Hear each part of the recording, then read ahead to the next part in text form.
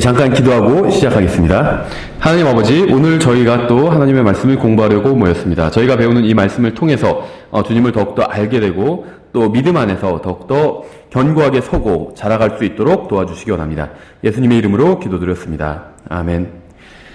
저희가 이제 제9과 이제 4대 교회 시대에 대해서 살펴보려고 합니다. 이 4대 교회 시대는 대략 AD 1000년에서 1500년 가량이라고 보시면 됩니다. 그래서 종교개혁 직전까지의 시기라고 보시면 됩니다. 그래서 이번 시간에 4대 교회 시대까지 보고 다음 시간에는 이제 빌라델비아 교회 시대인데 이제 종교개혁에 대해서 보고 그 다음에 선교사들에 대해서 좀 간단히 보도록 하겠습니다. 이 종교개혁과 또 이제 그 하나님의 말씀이 빌라델비아 교회 시대는 하나님의 말씀이 부흥하는 시기이기 때문에 이제 수많은 선교사들이 나오게 됩니다. 그래서 이들의 삶을 좀 대표적인 사람 한 2명 정도의 그 삶을 저희가 간략하게 살펴보려고 합니다. 그리고 이제 11번째 과에서는 라오디게아 교회 시대, 그러니까 마지막 교회 시대와 이제 미국 교회사를 좀 간단하게 다루고 교회사는 마치도록 하겠습니다. 먼저 이번 시간에 저희가 4대 교회 시대, 그러니까 대략 AD 1000년부터 1500년대까지의 교회 시대에 대해서 살펴보도록 하겠습니다. 우리는 앞에서 사랑이 없는 교회인 에베소 교회와 또 고난 가운데 충성했던 서머나 교회와 또 악을 용납했던 버가모 교회, 그리고 악의 누룩이 퍼져 있었던 이제 두아디라 교회에 대해서 살펴봤습니다. 이제 우리가 살펴볼 4대 교회는 생명이 없는 교회로서 우리가 처음 살펴보았던 에베소 교회의 모습과 굉장히 유사한 측면이 있어요. 그러니까 에베소 교회는 첫사랑을 잃어버린 교회였고, 이 4대 교회는 교회가 생명력을 완전히 잃어버리고 이제 정말 이름만 남은 그런 교회인데, 두 교회가 굉장히 유사한 모습을 보인다는 겁니다. 두 번째 교회인 서머나 교회의 모습은 이제 우리가 다음 시간에 살펴볼 이 빌라델비아 교회와 굉장히 유사합니다. 또 버거모 교회는 라오디게아 교회와 유사한 점이 있습니다. 4대 교회에 대해서 좀 살펴보면 이 4대라는 이 도시는 이제 굉장히 높은 언덕 위에 세워진 그 요새로서의 좋은 조건을 갖춘 도시였다고 합니다. 그러니까 적이 침입하기 힘든 일종의 난공불락 같은 이제 그런 도시였다고 보시면 됩니다. 지금이야 이제 비행기가 있고 하니까 뭐 높은 곳에 있던 낮은 곳에 있던 적이 쉽게 침투할 수 있겠지만, 이제 과거에는 비행기가 없었기 때문에 이제 도시가 높은 곳에 위치해 있으면 이제 적이 침략하기가 매우 어려웠었겠죠. 그래서 이 도시 사람들은 그러니까 외적의 침입을 많이 받지 않았기 때문에, 또 외적이 쉽게 침공할 수 없는 도시였기 때문에 굉장히 그 자신감에 처해 있었고 또 교만하고 자만심을 가지고 있었습니다. 또 물질적으로도 풍부하고 또 상업이 번성한 도시였습니다. 그래서 이러한 도시에 있던 4대 교회도 겉으로는 모든 것이 잘 되어가는 듯이 보이는 교회였어요. 하지만 주님의 평가는 이제 이 사람들의 생각과는 많이 달랐죠. 주님께서는 이 사람들의 4대 교회의 상태를 이제 낱낱이 보고 계셨습니다. 주님께서 이렇게 말씀하고 있죠. 이제 계시록 3장부터 4대 교회에 대한 말씀인데, 내가 하나님 앞에서 내 행위의 완전함을 찾지 못하였나니, 이렇게 일단 이러한 평가로 4대 교회에 대한 말씀을 시작하세요, 주님께서. 그러니까 4대 교회의 행위가 완전하지 못했다는 겁니다, 하나님 앞에서. 4대 교회는 크게 부족한 것이 없는 듯 보였지만 온전한 교회는 아니었다는 거예요. 그래서 주님 앞에서 쓰임받을 수 있는 모든 조건을 가지고 있었지만 온전히 헌신하지는 못한 교회였습니다. 주님은 4대 교회가 살아있다는 이름은 가지고 있으나 죽었도다, 이렇게 평가하셨어요. 그러니까 이름만 가지고 있는 교회라는 거예요. 마치 뭐 정확한 비유가 아닐 수는 있겠지만 북한이나 중국에 가면 봉수교회인가요? 또 중국의 삼자교회인가요? 하여튼 그런 어용교회가 있잖아요. 왜냐면 겉으로 우리도 종교의 자유를 인정한다 하면서 공산국가에서 만든 그런 그 교회가 있습니다. 전형적인 가짜 교회죠. 실제 하나님을 믿는 교회도 아니고, 그런 교회들은 살아있다고 하지만 사실은 죽어있는 교회죠. 교회로서 전혀 이름만, 껍데기만 남은 교회예요. 이 4대 교회도 이제 그 정도까지는 아니었겠지만, 이제 주님께서는 살아있다는 이름을 가지고 있으나 죽었다고 이렇게 평가를 하셨습니다. 그들은 스스로 살아있다고 생각했지만 주님은 그들이 죽었다고 선언을 하신 것이죠. 그래서 외적으로는 훌륭해 보이지만 교회 안에 생명이 전혀 없는 경우들이 많이 있죠. 우리 주변에도 많이 있어요. 대형 교회들. 겉으로 보면 화려하고 많은 것을 가지고 있는 것 같지만 실제로 복음이 한 번도 전해지지도 않고 생명이 없는 경우들이 있다는 거죠.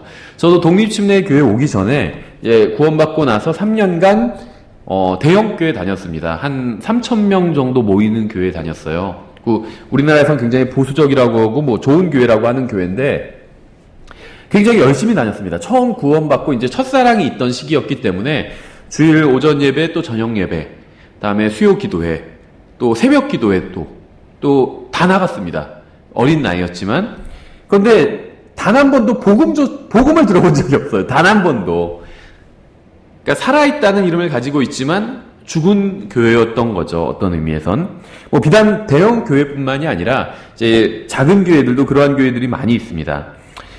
사람들은 외면을 보고 평가하지만 하나님께서는 내면을 보시죠. 그래서 우리는 사람들의 평가와 주님의 평가가 다른 것을 여러 차례 보았습니다. 아마 독립침례교회도 마찬가지겠죠. 이 독립침례교회들 중에서도 또 잘 된다는 교회들이 있고 잘 안 된다는 교회들이 있어요. 그러니까 그 기준이 뭐냐? 그냥 사람이 많이 모이고 예배당도 좋고 하면 저 교회는 잘 된다 이렇게 평가하고, 사람이 적고 예배당도 또 보잘것없으면 저 교회는 좀 잘 안 되나 보다. 사람들은 그렇게 평가할 수밖에 없겠죠. 근데 하나님께서 보시는 건 아마 다를 겁니다. 아무리 사람이 많이 모이고 훌륭한 예배당을 가지고 있어도 주님과 기본적인 교제가 없고 또 주님을 제대로 섬기는 게 없고 또 주님의 말씀을 전하는 게 없다면, 그러니까 생명이 막 잉태되고 성장해 나가고 생명 이런 것이 없다면 살아있다는 힘을 가지고 있으나 죽었다고 얘기할 수 있겠죠. 마치 식물인간이 병원 중환자실에 살아서 누워있지만 죽은 거나 마찬가지잖아요. 어떤 의미에서는. 그러니까 교회도 마찬가지라는 거죠. 이름은 살아있다라고 심지어 독립침례교회 킹잼 성경을 믿는다고 하지만 전혀 죽어있는 교회들도 있다는 겁니다. 우리가 이건 함부로 판단할 수는 없겠죠. 다만 우리 스스로, 또 우리 교회 스스로 주님 앞에서 이제 돌아볼 필요는 있겠죠. 서머나 교회의 성도들은 겉으로는 궁핍했지만 주님의 평가는 그들이 부유하다고 하셨죠. 또 우리가 뒤에서 살펴볼 빌라델비아 교회도 마찬가지였어요. 작은 힘을 가지고 주님을 위해서 큰 일을 했습니다. 4대 교회에 대한 주님의 평가는 그들이 살았다 하는 이름만 가졌을 뿐이 사실은 죽은 자라고 평가하신 것이었죠.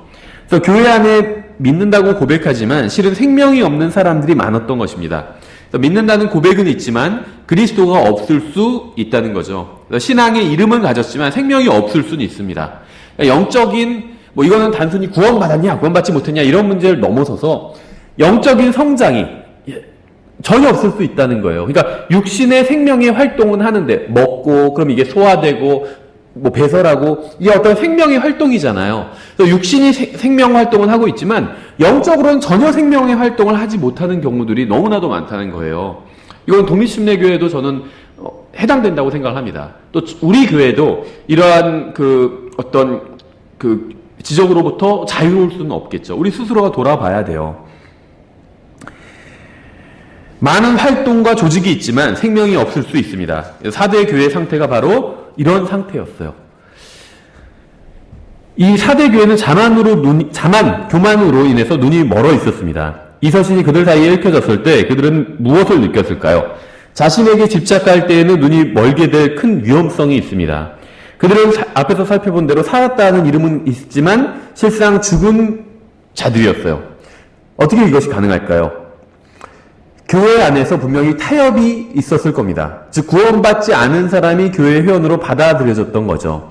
또 다른 측면에서 4대 교회가 죽은 교회라는 것은 진실로 거듭난 참된 그리스도인들도 영적으로는 죽어 있었기 때문일 거예요. 그러니까 이 지금 4대 교회에 대해서 주님께서는 너희가 살아있다고 하지만 교회라고 하지만 완전히 죽어있다 이렇게 평가를 하셨죠. 근데 이것은 두 가지 측면에 의해서 이런 평가를 받게 된다는 겁니다. 그러니까 첫 번째는 교회는 구원받은 사람들이 모인 일종의 모임이에요. 공동체입니다. 그래서 구원받은 사람들이 모여서 교회를 이루고 있고 이 교회는 이제 그리스도의 몸이 되는 거죠. 그래서 이게 그리스도의 몸이란 건 이제 지역교회 또 어떤 개인들도 다 포함해서 구원받으면 예수 그리스도 안으로 들어가기 때문에 이제 그리스도의 몸을 형성하게 된다는 겁니다. 그런데 그러니까 그리스도의 몸 안에는 구원받지 않은 사람은 단 한 명도 없어요. 근데 지역교회 안에는 구원받지 않은 사람이 있을 수 있다는 겁니다. 그렇죠. 그래서 구원받지 않았는데도 불구하고 어떤 사람을 교회에 회원으로 받아들인다면 그 교회는 살아있다고 하지만, 교회라고 하지만 실상은 구원받지 않은 사람들로 인해서 구원받지 않은 사람들은 그리스도의 몸이 아니잖아요. 그러니까 죽은 교회라는 겁니다. 저희도 이제 교회 그 주소록은 편의를 위해서 구원받지 않은 분들도 다 이름을 넣어놨어요. 교회에 같이 모이는 분들은 소식을 전하고 하기 위해서. 하지만 주소록 자체가 사실 교회 멤버는 아니라는 거죠. 교회는 구원받은 사람들로 이루어진 곳이기 때문에. 그렇죠. 그래서 첫 번째는 교회 내에 구원받지 않은 사람들이 들어와서 그건 상관이 없어요. 근데 많은 그 퍼센티지를 차지하고 분포를 차지하고 심지어는 교회에서 어떤 섬기는 중요한 직분까지 맡게 된다면, 예를 들면 집사나 목사도 마찬가지죠. 목사나 아니면 주일학교 교사나 이런 자리를 구원받지 않은 사람들이 맡게 되고 차지하게 된다면 결국 그 교회는 살아있으나 죽었다는 평가를 받는 교회가 되겠죠. 그래서 주님께서 4대 교회를 살아있으나 죽었다고 평가하신 데는 아마도 두 가지 이유가 있을 텐데, 첫째는 구원받지 않은 사람들이 교회에 들어와서 어떤 중요한 위치를 차지했을 것입니다. 두 번째는 구원은 받았지만 영적인 삶이 전혀 없어요. 영적으로 완전히 죽은 것과 같은, 죽지는 않았지만 죽은 것과 같은 그러한 사람들이 교회에서 또 이제 중요한 자리를 차지하거나 교회의 다수를 이루고 있다면 그 교회는 살아있지만, 예수님을 믿고 거듭났으니까 살은 거죠. 영원한 생명을 가지고 있죠. 하지만 영적인 활동이 전혀 없어요. 그래서 죽어 있다, 이렇게 볼 수가 있겠죠. 영적인 활동이란 게 여러 가지를 들 수 있겠지만 가장 기본적인 건 주님과의 교제라고 볼 수가 있겠죠. 예를 들면, 그러니까 주님과의 교제가 영적인 활동이 전부는 아니지만 개인의 삶에서 주님과의 교제가 있어야 돼요. 그렇죠. 그런데 분명히 예수님을 믿고 구원은 받았어요. 구원은 쉬운 거니까. 근데 주님과의 교제가 전혀 없어요. 그러니까 교회에 와서는 찬송도 부르고 설교도 듣고 헌금도 하고 다 하는데 나머지 일요일을 빼고 월요일부터 토요일까지는 전혀 그리스도인답게 살지 않는다는 겁니다. 하나님의 말씀도 읽지 않고 기도도 하지 않고 전혀 주님과 교제를 나누지 않아요. 그런 사람들 많이 있다는 거예요. 독립순회 교회 안에도. 그래서 그런 사람들이 교회의 다수가 되면 살아있다는 이름을 가지고 있으나 죽은 교회라고 주님께서는 평가를 하시겠죠. 3절에서 주님께서는 내가 어떻게 받았고 들었는지 기억하고 라고 말씀하고 있습니다. 이 4대 교회 성도들은 무엇인가를 망각하고 있었습니다. 이미 죽은 것으로 판정이 난 숨이 끊어져가는 교회에게 주님께서는 그들이 듣고 받은 바를 기억하라고 말씀하고 있는 거예요. 그러니까 신앙이 완전히 엉망진창이 되었을 때 듣고 받은 것을 기억하는 데서부터 다시 신앙이 살아날 수 있다는 겁니다. 그들은 이미 충만한 영적 생활을 할 수 있는 능력을 주님께로부터 받았습니다. 받았고 들은 것을 기억하라고 말씀하고 있잖아요. 예수님을 믿으면 성령님을 받게 됩니다. 성령님을 받으면 영적인 생활을 할 수 있는 충분한 것을 이미 받은 거예요. 게다가 우리가 하나님의 말씀도 받아서 가지고 있잖아요. 그러니까 우리 내적으로는 구원받은 사람은 내적으로는 성령님을 받아서 안에 모시고 있고 외적으로는 하나님의 말씀을 가지고 있습니다. 그렇죠. 저희 교회에서 구원받은 사람이 있다. 그러니까 우리 교회 회원 중에 구원받은 사람들은 안에 성령님을 모시고 있고 또 성경을 다 가지고 있잖아요. 성경 없는 사람이 없어요. 그렇다면 아무리 영적으로 최악의 상황이라고 할지라도 다시 영적으로 회복할 수 있는 충분한 조건이 된다는 거예요. 큰 대단한 예배당이 없어도 주변에 대단한 그리스도인들이 없어도 안에 성령님을 모시고 있고 하나님의 말씀을 가지고 있다면 주님과 관계를 회복하고 영적으로 다시 살아날 수 있다는 겁니다. 사대교회는 놀라운 잠재력을 지니고 있었지만 받은 사명을 완수하지는 못했습니다. 2절 하반절에서 내가 하나님 앞에서 내 행위의 완전함을 찾지 못하였나니 이렇게 말씀을 하고 있는데, 우리는 교회가 어떤 이유로 인해서 성장이 중단되었다는 것을 알 수 있어요. 이 4대 교회가 이제 이 말씀을 통해서 4대 교회의 성장이 왜 중단되었는지 이유를 좀 알 수 있겠다는 거죠. 그 이유는 아마도 물질주의, 그러니까 세상적인 야망, 육신적인 모습, 이런 것과 관련이 있었을 겁니다. 삼손은 하나님 앞에서 놀라운 잠재력을 가지고 있었지만 하나님께서 삼손을 통해서 이루고자 하셨던 계획을 완수하지는 못했죠. 왜 삼손을 통해서 하나님께서는 놀라운 구원을 이루려고 하셨는데 하지 못하셨어요. 왜 그랬을까요? 삼손의 육신 때문이었죠. 육신의 정욕 때문에 모든 걸 망쳐버렸잖아요, 삼손이. 그래서 삼손에 대한 평가가 어떻게 되어 있냐면, 그가 이스라엘을 구원하기 시작했다고 되어 있어요, 성경에. 하지만 완수했다, 이런 표현은 없어요. 그러니까 하나님께서 삼손에게 힘을 주셔서, 능력을 주셔서 이스라엘을 구원하기 시작하셨는데, 삼손의 육신의 정욕으로 인해서 망쳐버렸기 때문에 완수는 하지 못했다는 겁니다. 그렇죠. 데마도 사도 바울과 함께 동역하다가 중간에 포기하고 세상으로 가버렸어요. 골로새서 4장 17절에서 이렇게 말씀하고 있어요. 주 안에서 내가 받은 사역에 주의를 기울여 그것을 이루라, 이렇게 말씀하고 있습니다. 우리 각자에게 주님께서는 어떤 사명을 주셨습니다. 사역을 주셨어요. 그것을 우리가 이루어야 됩니다, 이 세상에서. 4대 교회에 대한 주님의 평가는 그들이 사역을 온전히 이루지 못했다는 것이었습니다. 성령님께서는 은사의 공급자이시죠. 지역교회에 필요한 은사를 절대적으로 충분히 세우시는 분이십니다. 또한 성령님께서는 열매의 공급자가 되십니다. 갈라디아서 5장에 있는 것과 같은 성령의 열매로 말미암아 교회 안에서 서로를 세울 수 있게 됩니다. 이 성령의 열매라는 것은 다른 사람들을 섬기기 위해서 필요한 어떻게 보면 영양분이라고 볼 수가 있어요. 열매라는 것은 우리가 그걸 따서 먹고 그것으로 인해서 맛을 느끼고 또 영양분을 섭취할 수 있는 것들이잖아요. 열매라는 게. 성령의 열매도 마찬가지라는 거예요. 내가 성령의 열매를 성령의 열매를 맺으면 내 주위에 있는 사람들이 그 열매로 인해서 영양분을 공급받고 유익을 얻을 수 있게 된다는 거죠. 그러니까 이 은사라는 것은 개인의 유익이 아닌 그리스도의 몸을 위한 것이죠. 교회를 위한 것입니다. 성령의 열매도 마찬가지예요. 그러니까 성령의 은사는 성령의 열매와 굉장히密접한 관련이 있는데 둘 다 성령의 은사와 성령의 열매의 공통점은 무엇이냐면 내가 아닌 다른 사람의 유익을 위한 것이란 거죠. 하나님께서는 우리 각자의 구원받은 모든 그리스도인들에게 은사를 주셨습니다. 은사. 그러니까 나에게 어떤 특출난 어떤 능력과 사명을 주셨다는 거예요. 그래서 그것을 가지고 내가 다른 사람, 하나님을 섬기고 다른 사람을 섬기게 하기 위해서 그런 것을 주셨다는 거죠. 그래서 자기 자신을 자랑하기 위해서 은사를 발휘한다면 그것은 은사의 목적을 벗어나는 은사의 오용이라고 볼 수가 있겠죠. 그렇죠.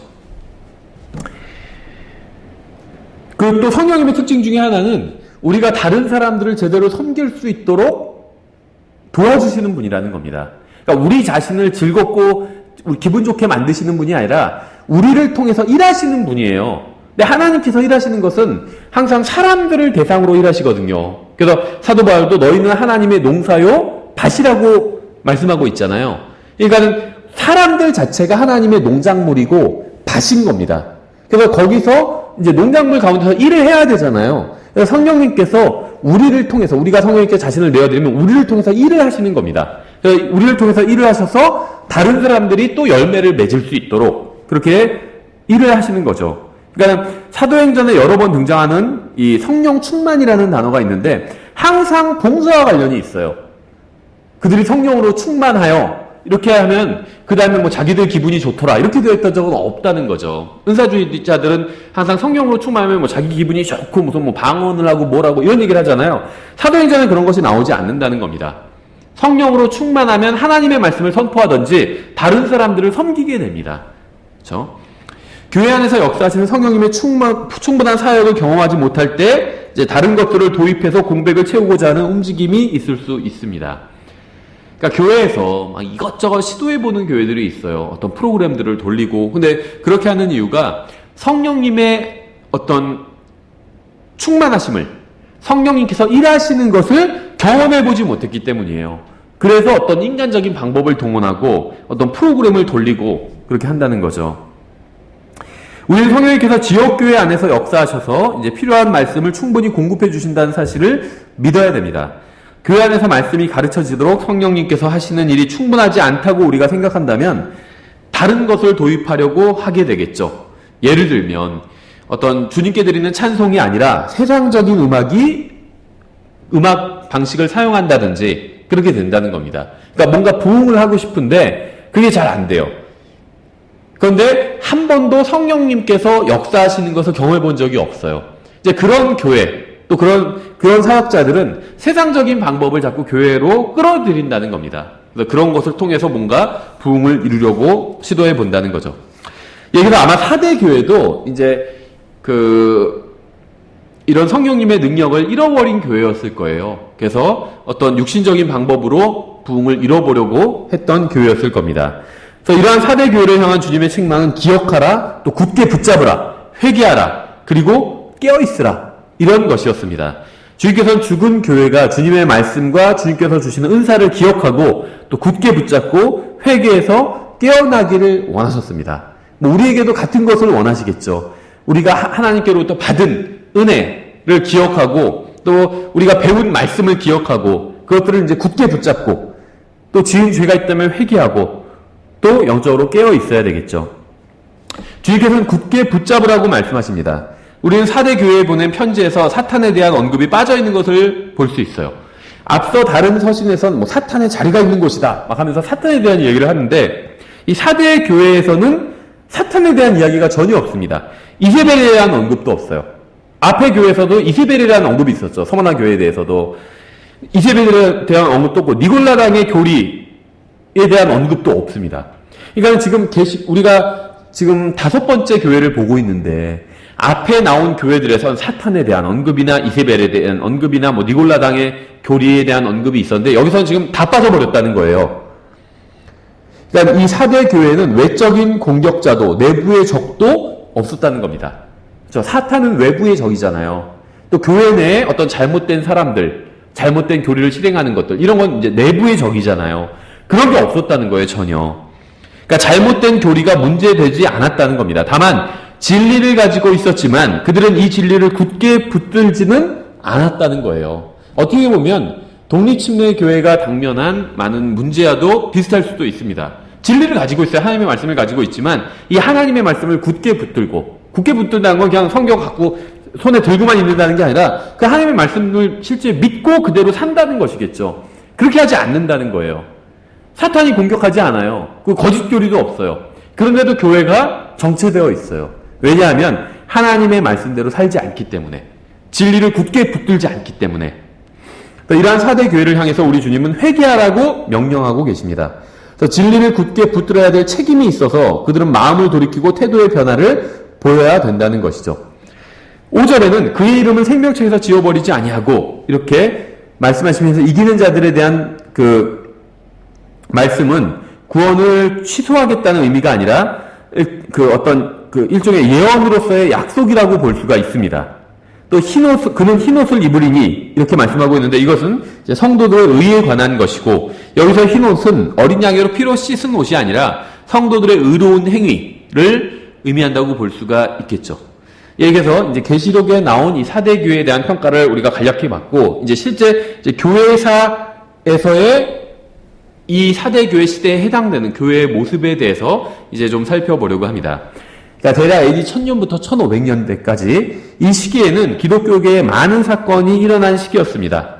그러니까 이제 일단은 로마 카톨릭이 제자리를 잡았어요. 그래서 일단은 처음에 로마 카톨릭은 대략 AD 500년 정도부터 시작이 되었다고 말씀드렸잖아요. 실질적인 첫 교황이 이제 그때 등장하게 되는데, 로마 카톨릭이 처음에 이제 지금의 카톨릭과 비슷한 그러한 형태를 갖췄을 때도 아직 왕이나 황제보다는 권한이 약했습니다. 근데 AD 1000년이 넘어가면서 이제는 왕과 황제보다 더 큰 권력을, 세상 권력을 쥐게 되었어요. 그래서 왕들과 황제들이 이제 교황의 발 앞에 와서 엎드리고 머리를 조아리는 이제 그러한 상황이 되었다는 겁니다. 그래서 가히 이제 유럽 제국을 로마 카톨릭이 완전히 제패해버리게 됩니다.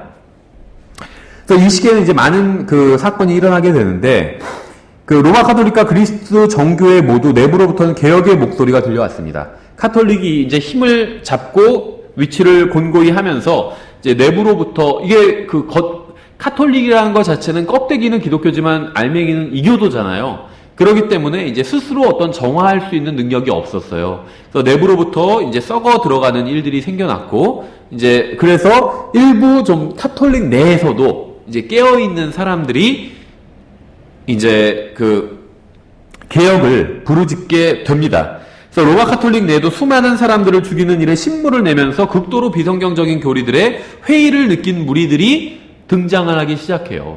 그래서 이 중세 500년부터 AD 1500년대까지 1200만 명 이상의 사람을 신앙상의 이유로 로마 카톨릭이 죽이게 되거든요. 주로 이제 성경대로 믿는 사람들을 죽이게 됩니다. 그래서 로마 카톨릭 내부에 이제 있던 사람 중엔 그러한 일에 반감을 가진 사람들이 나오게 되었다는 거예요. 그러니까 카톨릭 내부에서 예를 들면 수도원이나 각 작은 교회 성당, 그러니까 천주교회 성당에서 이제 일하는 어떤 사제들이나 이런 사람들 가운데 이게 뭔가가 잘못됐다 이렇게 생각하는 사람들이 나오기 시작했다는 거예요. 근데 물론 이제 그 사람들이 혼자 그렇게 깨달은 것은 아니고 그 당시에 존재했던 성경대로 믿는 사람들의 이제 영향을 받고 깨닫게 된다고 볼 수가 있어요. 예를 들면 루터 같은 경우에도 그냥 혼자 종교개혁을 정말로 성경 읽다가 종교개혁을 하게 된 것은 아니라는 거죠. 루터가 살던 시대에 이제 성경대로 믿는 사람들은 이제 재침례 교도라고 불렸습니다. 근데 이 사람들은 거리에서 설교를 하고 다음에 소책자를 만들어서 뿌리고 그런 일을 끊임없이 했어요. 그래서 이런 것에 개혁자들이 영향을 받아서 종교개혁을 하게 된다는 거죠. 우리가 이단이라고 생각했는데 하는 얘기들을 들어보니까 맞는 얘기를 많이 해요. 예수님만 믿어야 구원받을 수 있다. 지금 카톨릭 교회는 굉장히 대단히 잘못되어 있다. 이런 점들을 이제 지적하는 소책자들을 발간하고 전도지를 막 뿌리니까 이제 그런 것을 보고 영향을 받는 사람들이 나오게 되었다는 겁니다. 그러니까 성령님께서 이제 역사를 하신 거라고 볼 수가 있겠죠. 그래서 카톨릭 내에서 뛰어난 신부들이, 사제들이 신약 성경의 명백한 가르침으로 돌아가고자 이제 노력하는 일들이 생겨나게 되었다는 거예요. 이제 이 당시만 해도 로마 카톨릭에서는 사제가 되어야만 성경을 볼 수가 있었어요. 그래서 이제 사제가 되고 나서 성경을 보니까 비록 이제 카톨릭 성경이었지만 무엇인가 카톨릭 교회가 대단히 성경과 큰 괴리감을 가지고 있다라는 것을 깨닫게 되었던 거죠. 그러니까 카톨릭 성경을 읽다가도 이 카톨릭이 잘못되었다는 것을 이제 깨닫게 되었다는 겁니다. 물론 이 시기에도 카톨릭 외부에는 성경대로 믿는 그리스도인들이 신약 성경의 가르침대로 실행하고 있었습니다. 4대 기간에 있었던 선구적인 종교개혁 선교자들을 보면 이제 대표적인 사람이 이제 AD 1000년부터 1500년대까지 보면 이제 피터 왈도라는 사람이 있어요. 그래서 왈도의 이름, 이 사람을 따르는 사람들을 가리켜서, 교회를 가리켜서 이제 왈도파다 막 이런 식으로 불리기도 했고, 또 존 위클리프도 있습니다. 또 존 후스도 있고, 또 지롤라모 사보나롤라라는 사람도 있었습니다. 그러니까 이 사람들은 카톨릭 교회에 대부분 속해 있던 사람들이지만 훌륭한 그리스도인들이었어요. 그러니까 카톨릭 교회 내부에도 훌륭한 그리스도인들이 있었고, 이들이 이제 개혁을 하려고 노력을 했었다는 거죠. 이제 이런 사역자 중에 이제 이 피터 왈도라는 사람이 좀 초창기에 사역하던 사람이라고 볼 수가 있는데, 이 사람은 이제 프랑스 리옹의 굉장히 부자였습니다. 부유한 상인이었어요. 이 사람은 성경과 성경적인 사상을 힘주어 강조했습니다. 그는 성경의 여러 부분을 자국어, 즉 사람들이 사용하는 일상 언어로 번역을 했습니다. 그는 또한 평신도들이 거리에서 설교해야 할 것을 강조하면서 로마 카톨릭 교회가 오류가 없다는 주장을 믿지 말라고 가르쳤어요. 그래서 카톨릭의 오류에 대해서 가르치기 시작했습니다. 그래서 이러한 가르침 때문에 카톨릭 교도들은 그의 추종자들을 더욱 적대시했고, 마침내 그들은 고문당하고 살해당하고 총살되고 수장되고 또 교수형에 처해지고 칼에 찔리는 등 가능한 한 모든 수단으로 죽임을 당했습니다. 14세기에 영국에서 세상을 떠들썩하게 했던 가장 대표적인 사람은 이제 존 위클리프죠. 위클리프는 카톨릭 내부에서 종교개혁을 시도한 최초의 인물로 전해지고 있습니다. 그러니까 위클리프는요, 이 종교개혁에 있어서도 어떤 종교개혁의 새벽별이다. 그러니까 태양이 뜨기 전에 새벽별이 먼저 뜨잖아요. 그러면서 좀 밝아오면서 이제 태양이 딱 떠버리죠. 그러니까 이 위클리프가 종교개혁이 태양이 뜨는 것이라면 위클리프는 새벽별이다 이렇게 평가를 할 만한 사람인데, 종교개혁에 있어서도 그렇고 특히 성경 번역에 있어서도 그렇습니다. 예, 그래서 이 위클리프는 카톨릭 내부에서 종교개혁을 시도한 사람이에요. 옥스퍼드 대학교에서 교육받았고, 또 그의 교육 덕분에 영국 상류 계급의 사람들과 교제를 할 수 있었습니다. 그러니까 한마디로 배운 사람이었다는 거죠. 이 위클리프는 교황 무호설에 반대했습니다. 무형교회를 강조했고, 그러니까 그리스도의 몸을 강조했고, 규칙보다는 하나님의 말씀을 설교해야 될 목회자들의 책임을 또 강조했습니다. 위클리프는 훌륭한 복음주의 그리스도인이었고, 이 롤라드라는 수십 명의 설교자들을 훈련시켰습니다. 그러니까 제자들을 양성했다는 거죠. 그래서 위클리프의 뒤를 이은 사람이 보헤미아의 존 후스였어요. 이 후스는 짧은 생애를 살았지만 많은 사람들에게 영향을 미쳤고 결국 카톨릭에 의해서 화형을 당했습니다. 후스는 프라하 대학교의 이제 설학 교수였고, 후스는 위클리프의 영향을 받았고 견해도 위클리프와 굉장히 유사했습니다. 믿음도. 보헤미아 부근에서 설교를 했습니다. 그 뒤에 이제 이탈리아에서 1450년대 이후에 이제 사보나롤라라는 굉장히 유명한 설교자가 나오게 됩니다. 이 사보나롤라 역시 이제 카톨릭의 교인이었어요. 지금 우리가 살펴보는 사람들은 대부분 카톨릭 출신의 사람들입니다. 이 카톨릭 출신 외에도 성경대로 믿는 사람들은 있었어요. 그런데 이제 많이 알려져 있지는 않죠. 그래서 저희가 이제 일단은 카톨릭 내에서의 어떤 개혁자들에 대해서 지금 살펴보고 있는데, 이제 사보나롤라라는 굉장히 유명한 설교자가 나오게 되는데, 카톨릭 교인이었고, 굉장히 경건하고 또 훌륭한 사람이었습니다. 또 많은 사람들을 제자로 키우면서 이제 개혁을 시도했어요. 그러니까 카톨릭 교회 내에서의 개혁을 시도했던 사람이었죠. 근데 결국에는 카톨릭 지도부의 반발을 사게 되었고, 이제 후스처럼 화형을 당하고 말았습니다. 그러니까 참 희한해요. 히틀러도 카톨릭 교인이었죠. 무솔리니도 카톨릭 교인이었습니다. 근데 이 히틀러나 무솔리니는 많은 사람들을, 소위 무고한 많은 사람들을 살해했잖아요. 유대인들 600만 명의 죽음에 대한 또 책임도 있고, 히틀러 같은 경우에. 근데 로마 카톨릭은 히틀러나 무솔리니를 파문한 적이 없어요. 희한하죠. 그런데 이 사보나롤라 같은 사람, 그러니까 카톨릭 교회 내에서 개혁을 하려던 사람, 후스 같은 사람, 이런 사람들은 파문했고, 당연히 파문했고, 또 화형에 처했다는 거예요. 참 놀라운 일인 것 같아요. 이 사보나롤라는 카톨릭의 수도승이었으나, 또 실제로는 이제 거리 설교자가 되었습니다. 그래서 거리에서 복음을 전하고 진리를 전하는 사람이 되었다는 거예요. 물론 이런 것들은 카톨릭 그 정부 하에서는 이제 불법적인 일이었겠죠. 예, 그래서 사보나롤라는 이탈리아의 플로렌스 지방에서 설교를 했고, 주로 그곳에서 이제 개혁 운동을 시작했습니다. 사보나롤라는 카톨릭 교인이었지만 전천년주의를 설교했고, 또 교황의 권위를 포함한 로마 카톨릭 교회의 타락에 대해서 설교를 했습니다. 그래서 결국 순교를 당했어요. 근데 교황이 이 사보나롤라가 영향력을, 하나님의 말씀을 바르게 전하면서 다른 사람이 많아지니까 처음에는 좀 회유를 하려고 했어요. 교황이. 그래서 교황이 추기경 자리를 제안했습니다. 내가 너를 추기경으로 교황 다음 자리잖아요, 추기경은. 추기경 시켜줄 테니까 좀 한마디로 카톨릭 비판 그만해라. 이렇게 제안을 했습니다.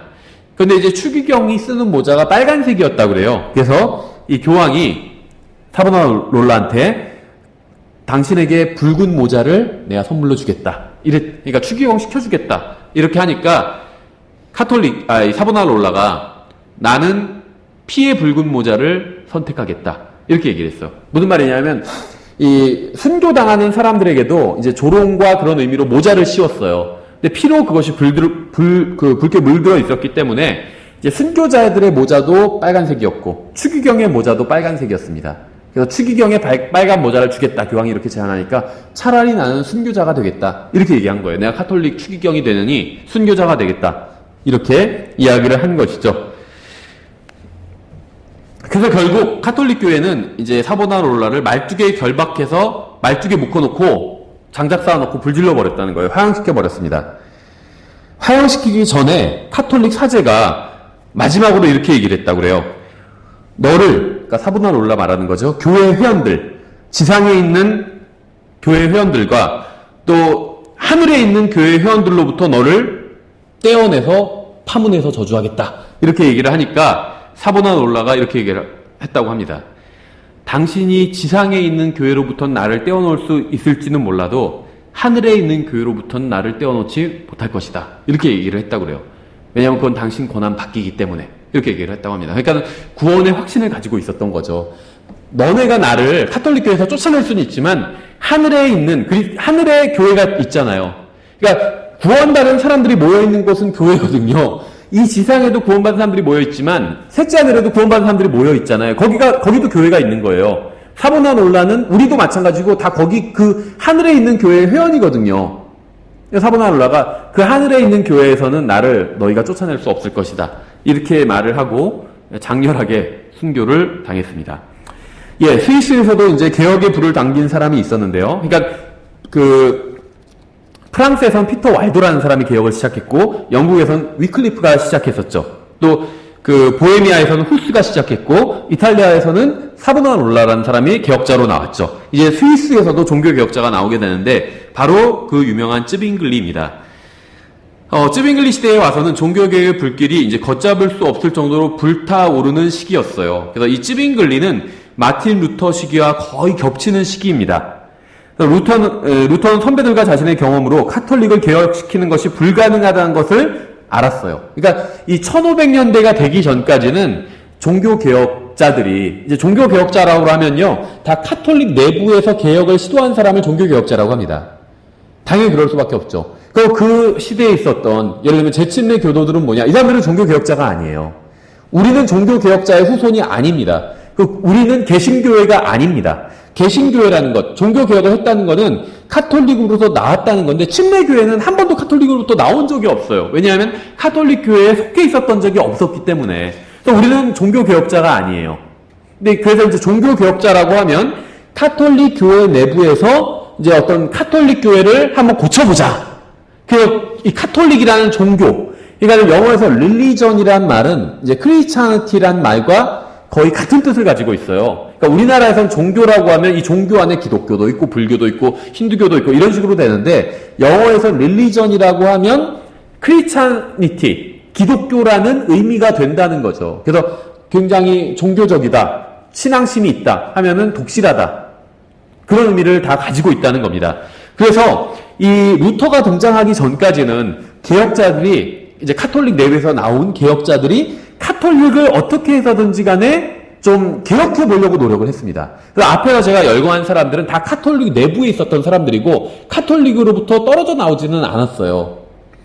대부분의 사역이 카톨릭 내부에서 진행하던 것들이었고, 그래서 카톨릭을 어떻게든지 고쳐서 써보자, 이런 사람들이었는데, 이제 이 찌빙글리부터 루터 말할 것도 없고, 이 사람들은 앞선 개혁자들의 역사를 봤잖아요. 카톨릭을 고쳐서 쓰려고 했는데 그게 불가능한 일이었잖아요. 그래서 이제는 이거는 카톨릭은 고쳐 쓸 수 있는 게 아니다, 버리고 새로운 걸 사서 써야 된다, 이렇게 생각을 한 겁니다. 그래서 이제 카톨릭으로부터 떨어져 나오게 됩니다. 그래서 이 루터도 그렇고, 루터도 굉장히 호전적이었죠. 전투적이었어요. 이 찌빙글리도 마찬가지로 굉장히 전투적이었습니다. 그래서 로마 카톨릭과 완전히 결별을 하고 이제 새로운 교회를 한번 시작해보자, 이렇게 이제 이러한 주장을 하던 사람들이라고 보시면 돼요. 이제 루터부터. 그래서 이제 루터는 이제 멜랑이톤과 다른 사람들을 모아서 루터 교회라는 새로운 조직체를 만들게 됩니다. 이것이 이제 독일의 국가교회가 되죠. 프랑스에서 개혁의 불길을 당긴 사람은 이제 존 칼빈이었습니다. 루터 교회가 생긴 지 11년 만에 장로교회를 창립을 했습니다. 칼빈이 제네바에서 장로교회를 세운 지 19년 만에 이제 칼빈의 제자인 존 녹스라는 사람이 있는데 스코틀랜드에서 장로교회를 시작하게 되었고, 이제 1592년에 장로교회가 스코틀랜드의 국교가 되었습니다. 영국의 국교는 성공회죠. 근데 스코틀랜드의 국교는 장로교회라는 거예요. 이러한 종교교회를 지원해준 사람들은 다름 아닌 재침례 교도들이었어요. 이 사람들은 카톨릭에서 나온 사람들과 함께 거대한 음료와 맞서 싸웠습니다. 그러나 얼마 지나지 않아서 개혁자들도 재침례 교도들을 박해하기 시작했습니다. 루터 교회나 장로 교회는 모 교회인 카톨릭의 비성경적인 전통들을 너무나도 많이 간직하고 있었습니다. 그래서 종교 개혁이 절반의 성공이다, 이렇게 평가할 수 있는 거예요. 다시 말하면 절반의 실패라는 거죠. 그럼 종교 개혁이 물론 교회사에서 특별한 의미를 지닌 사건이었지만, 그리고 긍정적인 면도 상당히 있었지만, 카톨릭으로부터 분리해 나왔다는 건 긍정적이죠. 그럼에도 불구하고 카톨릭의 한계를 벗어나지는 못했다는 거예요. 여러 가지 포인트를 꼽을 수가 있는데, 첫 번째는 국가교회 제도죠. 로마 카톨릭은 국가교회예요. 그래서 그 국가에서 태어나면 당연히 그 종교를 가져야 되는 겁니다. 신앙의 자유가 전혀 없는 거죠. 이건 비성경적인 겁니다. 우리가 하나님을 믿고 섬기는 것은 강제로 하는 게 아니라, 교회에 헌금 내는 것은 세금 내는 게 아니에요. 사랑으로 자발적으로 내서 섬기는 겁니다. 헌금을 안 한다고 해서 구원을 잃어버린다든지 어떻게 되는 건 아니에요. 하지만 내가 예수님을 사랑하고 다른 형제자매들을 사랑하고 교회를 사랑하기 때문에 헌금을 내는 겁니다. 자발적으로. 그렇죠. 근데 국가교회는 그걸 강제로 해야 돼요. 세금 내는 것처럼 헌금을 내고 11조를 내야 된다는 거죠. 그래서 로마 카톨릭이 그런 체제로 운영되어 왔는데 이 개신교회들도 그것을 고스란히 가지고 나왔다는 겁니다. 그래서 개신교회들은 대부분 국가교회의 형태를 띠고 있습니다. 루터교회와 장로교회가 대표적이죠. 그리고 카톨릭으로부터 벗어나지 못한 또 다른 치명적인 것이 바로 유아 세례의 문제예요. 유아 세례라는 것은 성경에 명백하게 위배되는 것입니다. 그렇죠. 침례는 믿음을 고백하는 의미로 하는 것이지 아무런 믿음도 없고 믿음을 고백할 수도 없는 사람이 침례를 받는 것은 아니죠. 성경적으로 보면. 근데 어린 아이들을 물속에 집어넣어서 교회 회원을 만든다는 겁니다. 신앙 고백을 부모가 대신하게 만든다는 거예요. 그것은 대단히 잘못된 것이죠. 그래서 그런 로마 카톨릭의 잘못된 것, 그 외에도 여러 가지가 있지만 잘못된 것들을 이제 이 개신교회가 가지고 나오게 됩니다. 그래서 그 유아세례나 국가교회나 다 신앙의 강제력을 행사하는 것들이에요. 그렇죠? 국가가 너희도 다 우리 국가에서 다 카톨릭 믿어야 돼.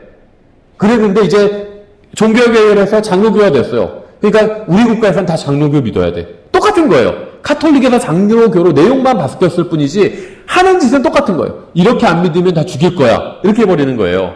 그래서 그 미국에서도 그 마녀 사냥 같은 게 있었잖아요.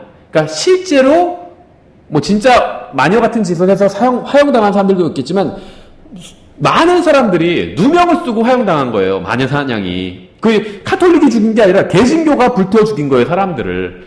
그러니까 교회로 모이고 교회 명령에 따라야 되는데 그렇게 하지 않는 사람들을 마녀로 몰아서 불태워 죽인 거예요. 마녀 사냥이.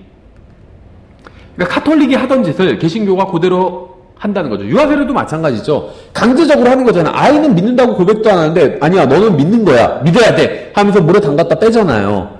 그러니까 이런 것들은 다 국가교회나 유아세례 이런 제도들은 다 강제적으로 그 본인의 어떤 믿음에 반해서 강제적으로 억지로 믿게 만드는 겁니다.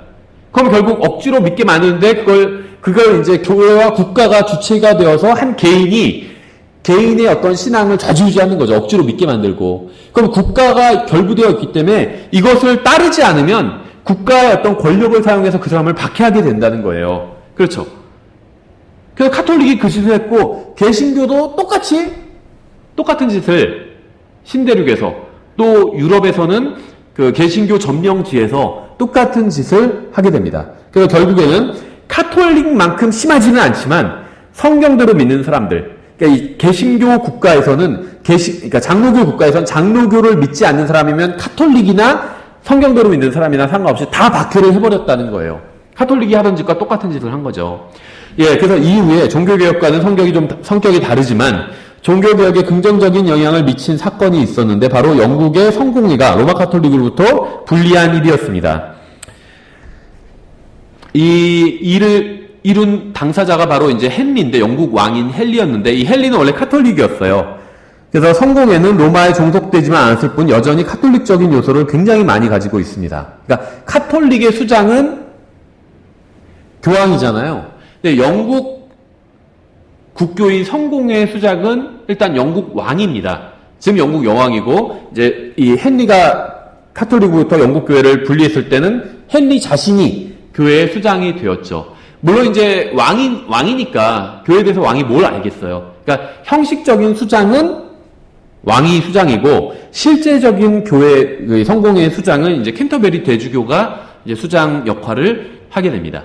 그런데 예전에도 잠깐 말씀드렸지만 이 헨리가 그럼 왜 카톨릭으로서 분리됐냐? 루터 같은 경우에는 특별한 이유가 있었죠. 어떤 성경적인, 그러니까 루터가 불완전한 면이 있었지만 그럼에도 불구하고 개혁자로서 또 훌륭한 면이 있었어요. 결단도 있었고. 그래서 루터는 어떤 성경적인 확신을 가지고 로마 카톨릭으로부터 분리를 했습니다. 근데 이 헨리는 왜 로마 카톨릭으로부터 영국을 분리시켰냐?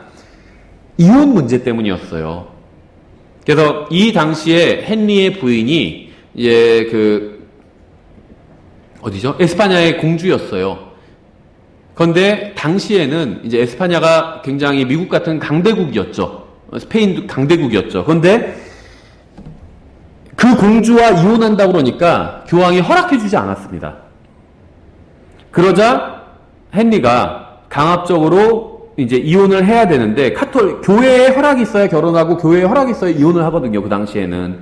근데 교회가 허락을 해주지 않으니까 카톨릭 교회가 자기의 이혼을 위해서 카톨릭으로서 떨어져 나온 거예요. 그러니까 내 교회가 허락해줘야 되는데 니네가 허락 안 해줘? 그럼 난 너네 교회 안 다닐 거야. 우리 교회 만들어버리지 뭐 해서 만든 게 영국 성공회라는 거죠. 그러니까 이 성공회의 시작이 다분히 잘못되었죠. 카톨릭으로부터 떨어져 나온 건 잘한 거지만 수장이 이혼하기 위해서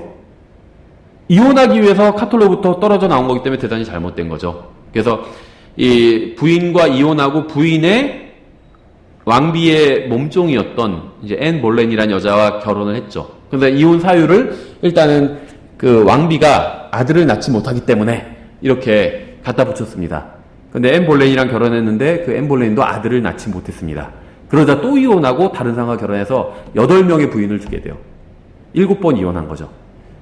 저도 정확히 잊어버렸는데 그 중에서 5명을 단두대서 목 잘라 죽였어요. 자기 부인이었던 여자들을. 그러니까 이 헨리 이야기는 굉장히 지저분하고 막 여러 가지 이야기가 나요. 우리나라로 치면 장희빈 이야기처럼. 그래서 영국에선 드라마로도 많이 제작되고 그런다고 하더라고요.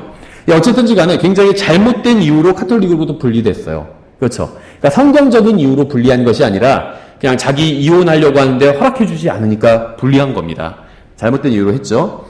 그런데 이제 성공에도 곧 크랜머, 라티머, 리들리 같은 개혁자들이 나오게 돼요. 그래서 이제 처음에 영국 교회가 카톨릭으로부터 잘못된 이유로 분리하긴 했지만 이왕 분리를 하고 나서는 개혁자들이 나오면서 우리가 이왕 분리했으니까 교회를 한번 새롭게 바꿔보자 이런 사람들이 나오게 되었다는 겁니다. 그래서 크랜머라든지 라티머라든지 이 리들리 이런 사람들이 나오게 됩니다. 그래서 이들은 이제 피에 메리가 집권해서 교회를 다시 카톨릭의 수중으로 돌리려고 할 때 이제 피를 흘리게 됩니다. 그래서 처음에 어떻게 되냐면 이 헨리가 성공회로 분리해서 나오게 되죠. 그러다가 나중에는 아마 헨리 다음이 피에 메리 여왕일 거예요. 근데 이 피에 메리 여왕이 누구냐면 바로 헨리의 첫 번째 부인의 딸이에요. 그러니까 생각해 보세요. 자기 어머니가 아들을 낳지 못했다는 이유로 아버지한테 구박당하고 사형을 당했어요. 그런데 자기 어머니의 신앙은 카톨릭이었습니다. 그런데 적당한 후계자가 없었기 때문에 이 메리가 이제 왕자에 오르게 되는데 자기 어머니가 카톨릭 신앙을 가지고 있다는 이유로 사형을 당했죠. 그 영국은 성공회가 됐죠. 이걸 다시 카톨릭으로 되돌리게 됩니다. 피에 메리 때. 그러면서 이제 성공회로 교회가 떨어져 나가는데 찬동했던 많은 사람들을 죽이게 돼요. 그래서 이 여자가 피에 메리라고 불리게 되는 겁니다. 하도 많은 사람들을 죽이게 돼서. 그러다가 그 다음에 다시 이제 그 엘리자베스 여왕이 나오게 되죠. 피에 메리를 그 왕위를 아마 이어받게 되는 피에 메리가 아마 그 자녀가 없이 죽었을 거예요. 그래서 나중에 다시 이 엘리자베스 여왕이 받게 되고 그 다음이 그 유명한 킹 제임스 왕이 왕위를 받게 됩니다. 저도 지금 영국 역사를 읽은 지가 오래돼서 좀 가물가물한데 아마 이런 식으로 스토리가 흘러가면서 카톨릭으로 떨어져 나왔다가 다시 카톨릭으로 갔다가 다시 떨어져 나왔다가 이제 이런 것을 조금 반복하게 됩니다. 그러다가 이제 그 엘리자베스 여왕 때 정착하게 되고 이제 그 다음으로 이어지는 제임스 왕 제위까지 이어지면서 이제 국가가 좀 안정을 찾게 되겠죠. 하지만 여전히 로마 카톨릭에서는 또 반발하고 다시 국가를 카톨릭으로 되돌리려는 그러한 시도가 있었어요. 그래서 잘 아시는 것처럼 건파우더 사건 같은 게 일어나게 되죠. 영국 의회를 다 폭파시켜버리고 카톨릭으로 다시 돌리려는 그러한 음모가 있었는데 그걸 발각해내서 결국에는 그 의회를 폭파시키려고 했었던 사람들이 다 이제 사형당하게 되고 하여튼간 이런 일이 일어나게 되죠. 예, 그래서 피에 메리 이후에 이제 영국 교회가 카톨릭으로 돌아가려고 했지만 피에 메리 시절에 이제 이 메리를 이어받아서 집권하게 된 이 엘리자베스 여왕의 통치로 말미암아 영국 교회는 다시 이제 교황을 대적하는 그러한 교회가 됩니다. 이 엘리자베스 여왕이 아마 이 앤 볼렌의 딸일 거예요. 그러니까는 이 피에 메리는 첫 번째 부인 딸인 거죠. 그러니까 카톨릭이겠죠, 당연히. 그래서 카톨릭으로 되돌리려고 했겠죠. 근데 앤 볼레이는 이 헨리가 첫 번째 부인을 죽이고 그 몸종이었던 앤 볼레인을 취하면서 성공회로 영국을 만들었잖아요. 그러니까는 그 딸인 엘리자베스는 당연히 성공회를 또 지지하겠죠. 그래서 굉장히 막 얽힌 것들이 많아요. 영국 교회에 관한 이야기가. 어쨌든지 간에 엘리자베스 이후에는 이제 영국 교회는 교황을 대적하는, 그러니까 성공회로서의 어떤 모습을 갖추게 됩니다. 그런데 사실 지금의 성공회는요, 카톨릭과 큰 차이가 없어요. 그래서 이러한 일들로 말미암아 16세기 말에는 로마 카톨릭, 그리스 정교, 영국 교회, 성공회, 또 독일 교회, 루터 교회, 그리고 스코틀랜드의 교회, 5교회의 국가 교회가 서게 됩니다. 침례 교도들과 왈덴시안과 같은 성경들을 믿는 사람들은 이들로부터 모두 박해를 받았어요. 마치 마태복음 7장 13절에서 주님께서 말씀하셨던 그대로 성취된 거죠. 너는 좁은 문으로 들어가라. 멸망으로 인도하는 문은 넓고 그 길이 넓어 거기로 들어가는 자가 많고 생명으로 인도하는 문은 좁고 그 길이 좁아 그것을 찾는 자가 적으리라. 그래서 많은 국가교회들이 생기게 되는데 그 사이에서도 재침례 교도들, 또 왈덴시안 같은 성경대로 믿었던 사람들이 있었다는 겁니다. 그래서 카톨릭과 그들에게서 나온 국가교회들은 성직자들도 국가교회, 유아세례, 또 세례에 의한 중생, 침례에 의한 중생, 그리고 다른 그리스도인들을 핍박하는 것과 같은 여러 가지 비성경적인 요소들을 가지고 있었습니다. 로마 카톨릭 외에도 이 장로교 교회, 그러니까 장로교 국가교회, 루터교 국가교회들은 이런 요소들이 있었다는 거예요. 처음에는 모든 국가교회들이 서로를 핍박했지만 이제 나중에 1555년에 아우구스버그에서 열렸던 종교회의에서 서로 다른 교파의 그 사람들을 핍박하지 말자라는 아우구스버그 평화조약이 체결이 됩니다. 근데 이러한 가운데서도 성경대로 믿는 사람들의 경우는 언제나 예외로 처리가 되었어요. 항상 박해의 대상이었다는 거죠. 그런 가운데서도 성경대로 믿는 사람들은 성경의 보존에 적극적이었고 성경에 기록된 말씀대로 신앙을 지켜나갔습니다. 무슨 말이냐면 로마 카톨릭이 유럽을 제패했을 땐 로마 카톨릭을 믿지 않는 사람들을 다 잡아다가 고문하고 죽였다는 거죠. 근데 종교개혁 이후에 북유럽 국가들이 다 떨어져 가게 돼요. 그렇죠? 그러니까 북유럽 국가들, 독일을 위시한 그 스칸디나비아의 지금의 이제 선진국들이 다 떨어져 나가게 됩니다. 그러면서 다른 형태의 국가교회가 되죠. 영국도 떨어져 나가죠. 그래서 영국은 성공의 국가가 됩니다. 그러니까 서로 국가를 등에 업은 교회들이 서로가 전쟁을 일었어요. 그러니까 이 시기에 있었던 유럽 전쟁들은 대부분 다 종교 전쟁입니다. 그러니까 그러다 보니까 굉장히 그러니까는 단순히 국가 간의 이익을 위해서만 전쟁한 것이 아니라 사상이 달랐다는 거죠. 교회가 달랐어요. 그러다 보니까 이 전쟁은 훨씬 더 치열했습니다. 그런데 이렇게 치열하게 서로 싸우다 보니까 이게 국력 손실이 너무 많잖아요. 그러니까 이제 조약을 체결하게 돼요. 그래서 우리가 신앙을 이유로 서로 죽이지 말자. 이런 조약을 체결하게 되는데 겉으로 보면 좋아 보이지만 그렇게 체결을 하면서 성경대로 믿었던 사람들, 재침례교도 왈덴시아들은 다 빼버렸다는 겁니다. 왠지 아세요? 재침례교도와 왈덴시아는 단 한 번도 국가교회를 한 적이 없어요. 그러니까 군대가 없잖아요. 그러니까 빼버린 거예요. 그래서 우리는 서로 우리끼리는 죽이지 말자 하지만 쟤들은 계속해서 죽여도 된다. 이런 조약이었다는 겁니다. 이 1555년에 있었던 아우구스버그 조약이. 그래서 저희가 이 4대 교회 시대를 이제 이 정도로 정리를 하겠습니다. 그래서 종교개혁, 이제 종교개혁 전에 있었던 그 개혁자들과 이제 종교개혁자들까지 보고 여기까지가 이제 4대 교회 시대다. 이렇게 저희가 분별해 볼 수가 있고 이 이후에 이제 1500년대 이후에 이제 선교회 시대가 열리게 되죠. 그래서 필라델비아 교회 시대가 시작되게 됩니다. 그래서 다음 시간